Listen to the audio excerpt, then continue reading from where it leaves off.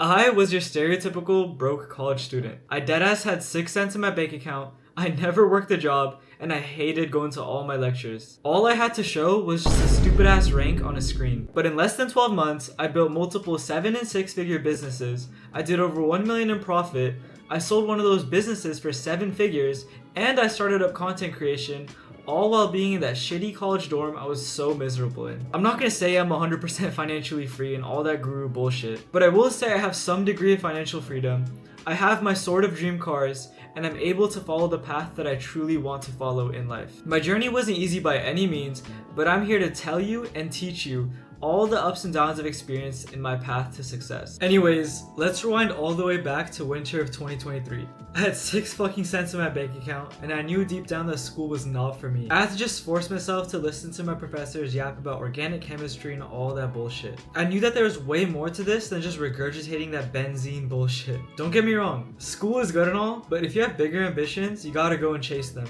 And that's exactly what I did. But remember guys, I had no money to chase my dreams at all. At that time, I knew someone from Valorant that bought a McLaren from dropshipping. And I was like, okay, I want to try it. But I knew that dropshipping required at least a couple grand in capital, and I was like, alright, I'm not there yet. I only got 6 cents. After doing some research just online and stuff, I heard that all the brokies were doing Etsy dropshipping, so that's where I went to. Alright, so now we're gonna get into the Etsy arc.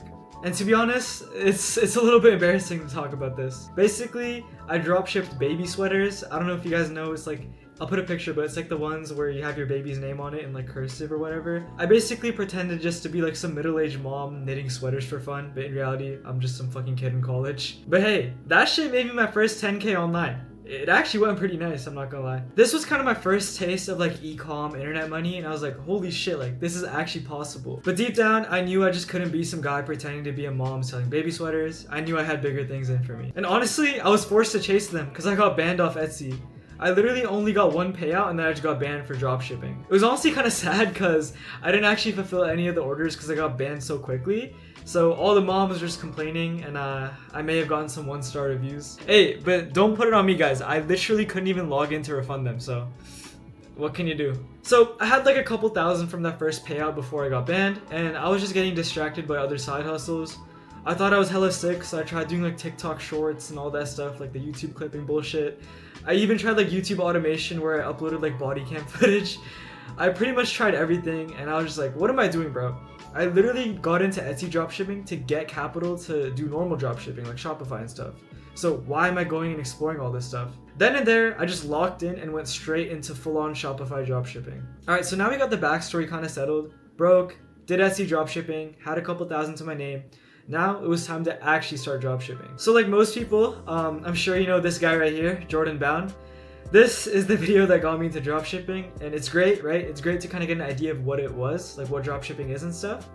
But to be honest, that shit is complete ass. So at that time, I didn't know that, right? So I would first try to organic dropship. I remember I was selling these like light up anime paintings, and I thought I was so sick, bro.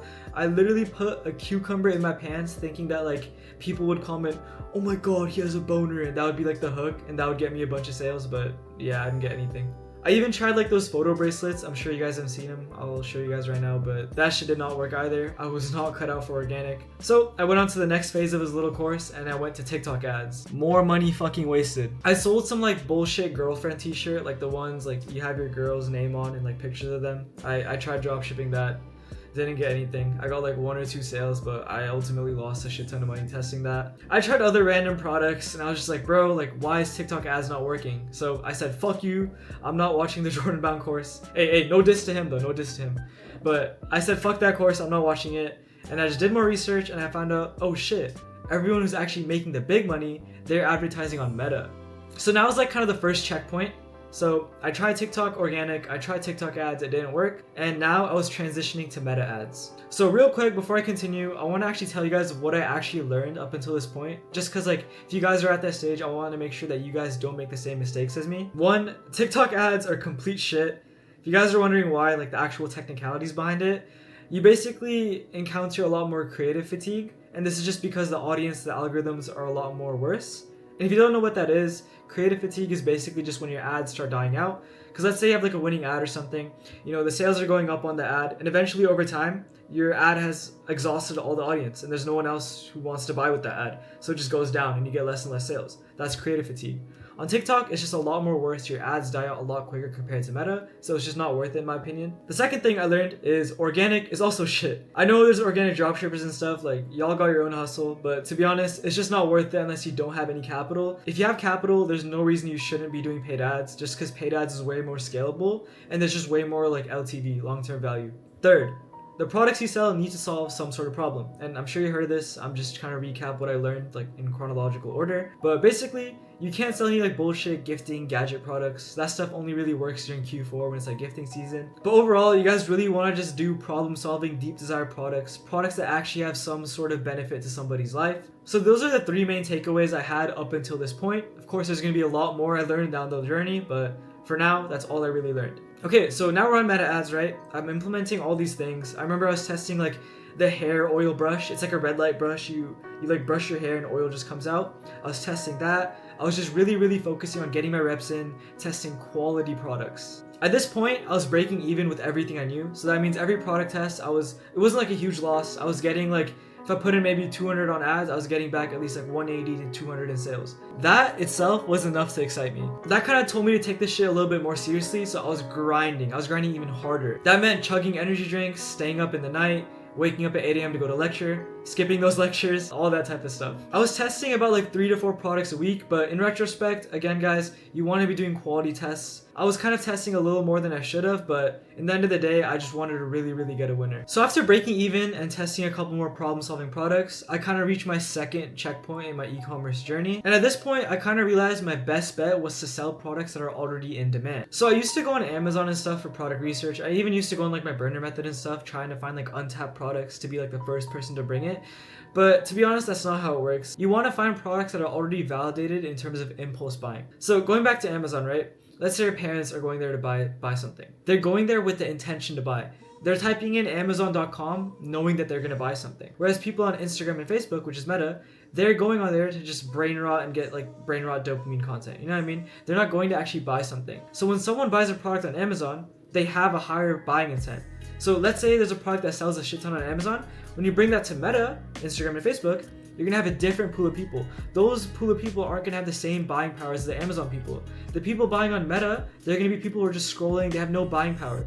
That means you have to find something that has a good impulse buying factor. So that means, some deep desire, some sort of virality factor, something really shocking to grab their attention. So that was kind of my goal going forward. Just find products with some sort of virality factor, find products that are already proven in terms of impulse buying. So that means looking for stuff that's already selling on Meta, maybe looking for something that's selling on TikTok Shop, looking on platforms that are driven by impulse buying.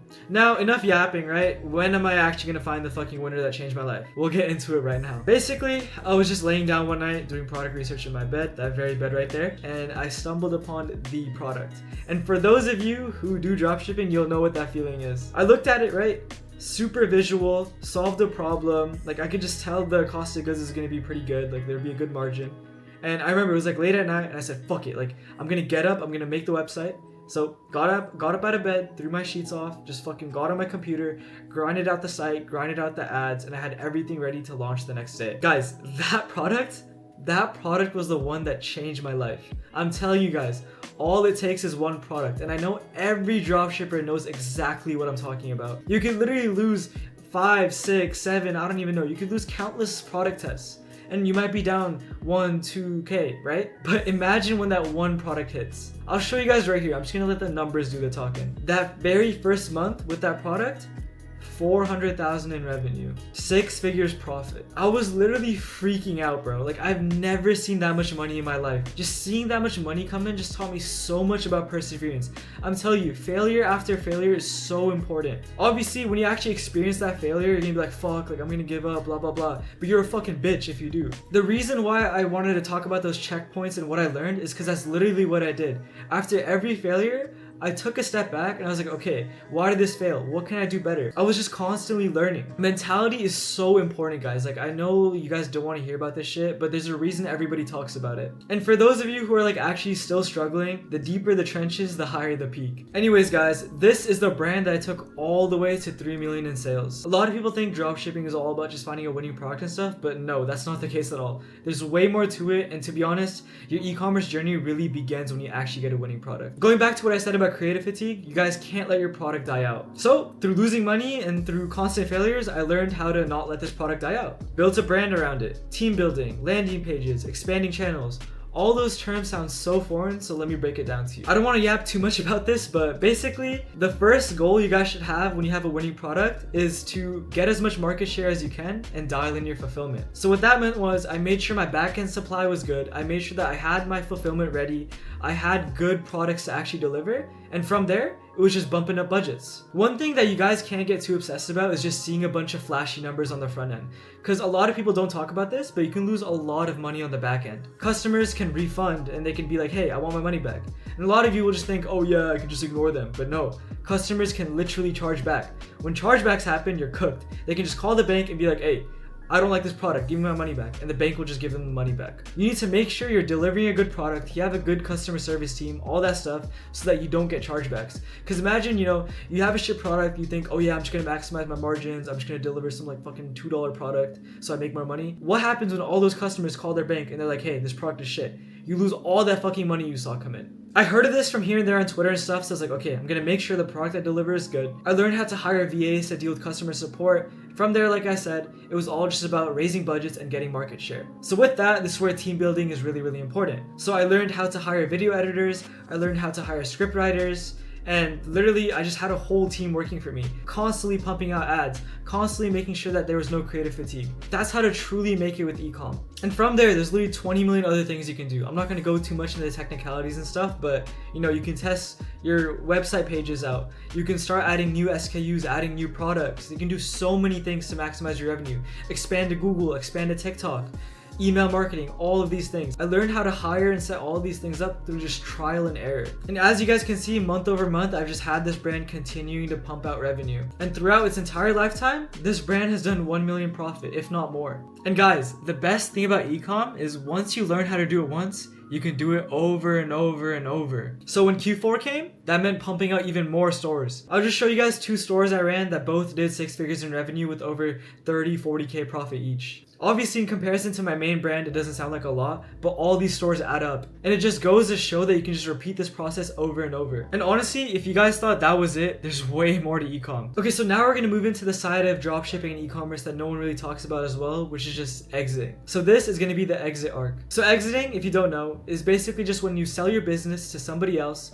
some sort of private equity, I don't know, some like rich ass guy, and he'll basically take your business and scale it up even higher. And in return, you get a shit ton of liquid cash. So I knew this was around, but I didn't really think it was possible with dropshipping, but then it clicked in my head. Why don't I just build a huge moat around myself, customize my product, just develop something unique that's actually appealing for somebody to buy. So from there, I took my dropshipping product, customized it a bit so that it's not just some fucking product some random guy can go on 1688 and buy. Customized it, and I pushed that to be my main product. And I eventually got it to be profitable, and I ended up running that as my main product and my main source of revenue. You're probably wondering how to do this and stuff, but it's very simple, guys.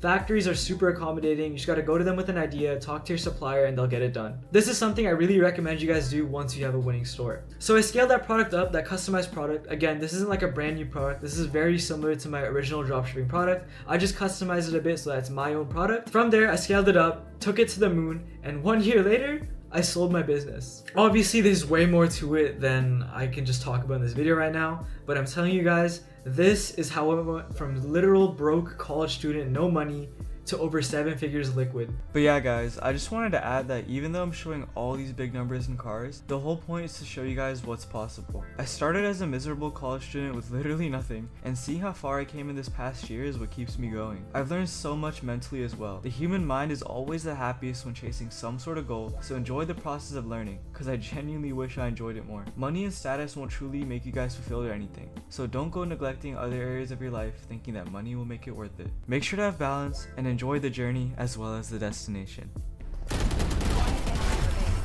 Oh!